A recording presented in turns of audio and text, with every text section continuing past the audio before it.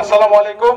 সবাই আজকে আমাদের এই পঞ্চগ্রাম মানবিক কল্যাণ ফাউন্ডেশন কর্তৃক আয়োজিত যে শান্তিপূর্ণ এই মানববন্ধন কর্মসূচিতে এসেছেন, আপনাদের সবাইকে অসংখ্য ধন্যবাদ জানাচ্ছি। পঞ্চগ্রামের সবাইকে আসলে আমরা নিরাপদ সড়ক চাই। আমরা চাই না সড়কে আর কোনো দুর্ঘটনা ঘটুক, আর কোনো মায়ের বুক বাপের বুক খালি হোক। এই দুলালপুর ও রামকৃষ্ণপুর 5 কিলোমিটার নতুন যে রাস্তা হয়েছে আপনারা জানেন, এটা সর্বোচ্চ গতিসীমা 30 কিলোমিটার। অধিকাংশ ড্রাইভার সিএনজি ড্রাইভারকে বললে সেটা বলতে পারবে না। এরপর আপনারা মোড়ে ওভারটেকিং করেন, মোড়ে তো ওভারটেকিং করা নিষেধ।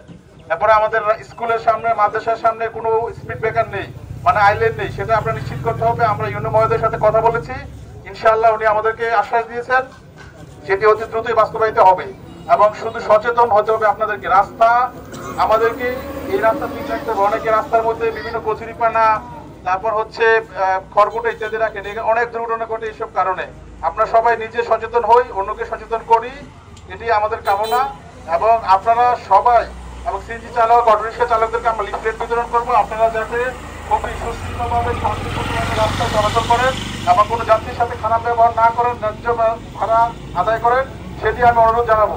আমরা মানববন্ধন কর্মসূচি শেষে লিফলেট বিতরণ করবো। আপনারা সকল সিএনজি এবং অটোরিক্সা চালক একটু লাইনে দাঁড়িয়ে যাবেন, আমরা আপনার সাথে কথা বলবো। এবং আপনাদের সবাইকে আজকের এই মানববন্ধন সফল করার জন্য অসংখ্য ধন্যবাদ জানাচ্ছি। ধন্যবাদ। আজকে সকালে অরুণ বেশে আমরা যাইতেছি, ঠিক আছে, একটা হুন্ডা নিয়ে আসতেছে।